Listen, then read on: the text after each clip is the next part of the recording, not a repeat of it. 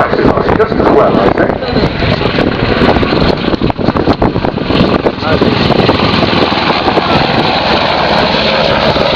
So the state-of-the-art stuff that we just been describing there gives Merlin an independent capability to search for, locate and attack submarine targets.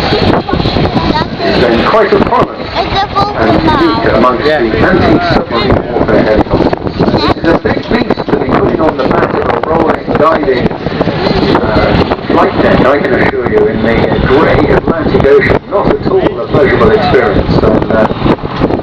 Here we go, yes, you can see baggers there. Welcome very much to this one. Brad Bagels just arrived on base and is expected to in about an hour, so it's time to give us an update on the all-important Red Arrows. Meanwhile, the Royal Navy takes centre stage, coming back into the Crowd Centre, back into the hover. This very, very large machine.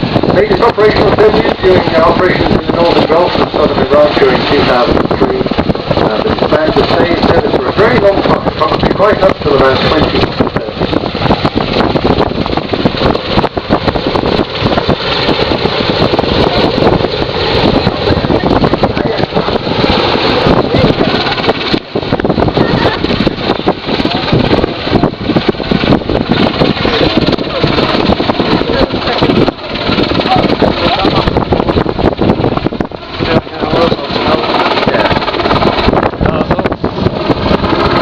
The British, of course, the Japanese are the Ranger aircraft as well, and so the Americans, as you may remember those interesting contracts for the American presidential. Well, there you are, fellas.